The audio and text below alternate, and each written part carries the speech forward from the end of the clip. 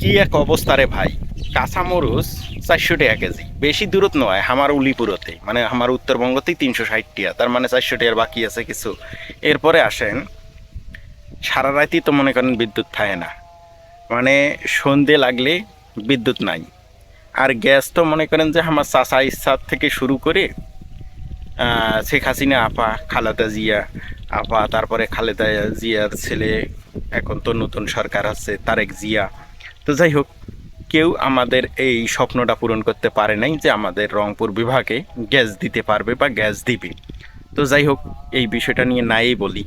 এখন আমার কথা হলো, কাঁচামরিচ 400 টাকা, আমার উলিপুরত 360 টাকা, আর অন্য অন্য জায়গা হচ্ছে 400 টাকা, 420 টাকা।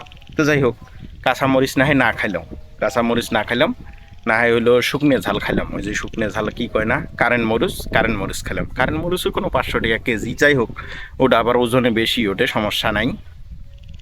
এখন কথা হলো, সব কিছুই হলো যে 400 টাকা মরিচ কিনলাম, সেটা দিয়ে তরকারি রান্না করলাম।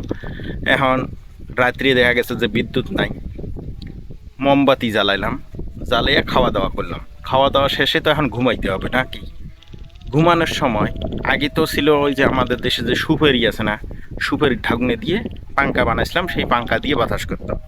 কিন্তু এই পরিচর্যাটা তো মানে এই অভ্যাসটা তো পরিবর্তন হয়ে গেছে। কিছুদিন তো ভালোই একটা কারেন্ট ছিল, তো কারেন্টের বাতাস খাইছিলাম, ফ্যান ট্যান কিনছিলাম, ফ্যান দিয়ে কারেন্টের বাতাস টাতাস খাইছিলাম। তো এখন মূলত কথা হচ্ছে, সেই কারেন্ট তো আর রাত হইলে থাকে না, দিনত যাই হোক টুকটাক একটু থাকে, রাইতত তো মনে করেন যে এক কথায় নাই।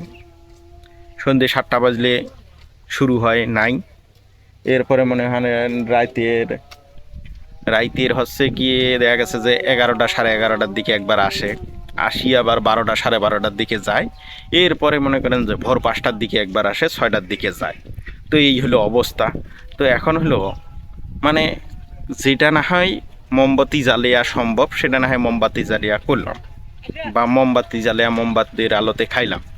কিন্তু যেটা হচ্ছে মোমবাতি দিয়ে সম্ভব না, সেটার ক্ষেত্রে কি করা যায় কন্ত দেখি। সেটার ক্ষেত্রে এখন কি করা যায়, যে মোমবাতির, যেটা মোমবাতি দিয়ে হয় না। আগে মানুষের বাড়িতে কুপি ছিল, মানে ন্যাম্পো ছিল, আমার উত্তরবঙ্গ ন্যাম্পো ছিল, আমরা ন্যাম্পো জ্বালিয়া খাইছিলাম। এই ন্যাম্পোও বন্ধ হয়ে গেছে।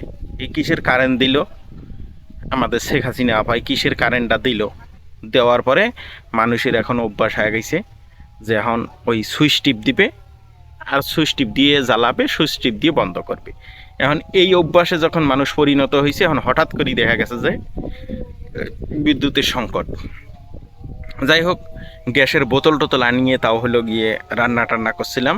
এখন তো বোতলও পাওয়া যাচ্ছে না। তো আপনারা কি বোতল টোতল পাচ্ছেন ঠিকঠাক মতো? গ্যাসের বোতল টোতল ঠিকঠাক মতো পাচ্ছেন কি না একটু কমেন্ট করে জানায়েন। আমরা কোনো ঠিকঠাক পাচ্ছি না, এখন গ্যাসের চুলে বন্ধ করে দিছি দিয়ে। এই যে জিগের গাছ আছে না, এই যে দেখেন, এই যে জিগের গাছ আছে না, এই জিগের গাছ, আমের গাছ, তারপরে বিভিন্ন গাছ টাছ আছে না, গাছ টাছের ডাল পাল ঝুড়িয়ে টুড়িয়ে ওইগুলো রোদে কোনো মতে শুকিয়ে টুকিয়ে ওইগুলো দিয়েই রান্নাবান্না করতেছি আপাতত আর কি। এখন আপাতত বলতে কি এটাই করা লাগবে, তাছাড়া আর উপায় নাই। তো যাই হোক, একটা মেসেজ আমি দিতে চাই, মাননীয় প্রধানমন্ত্রী, আপনি আসছেন কয়দিন, যাই হোক, আপনি আসার পরে মনে হয় একটু আমাদের অশান্তি একটু বেশি হচ্ছে, মানে শান্তির চেয়ে একটু অশান্তিটা বেশি হচ্ছে। দেখেন না সার্বিক বিবেচনা করে যে আসলে আবার শান্তিটা ফিরিয়ে আনা যায় কিনা। আর যদি না পান তাহলে আগের থেকেই বলে দেন, আমরা অন্য ব্যবস্থা নেব, সমস্যা নেই। দেখা গেছে যে যদি আপনি না পান, আপনার ভরসায় থাকি তো আর লাভ নেই আছে, তাহলে আমাদেরকে নিজেদের ব্যবস্থা নিজেরাই করতে হবে। তো এই ছিল আজকে বলার। ভালো থাকবেন, সুস্থ থাকবেন, আসসালামু আলাইকুম।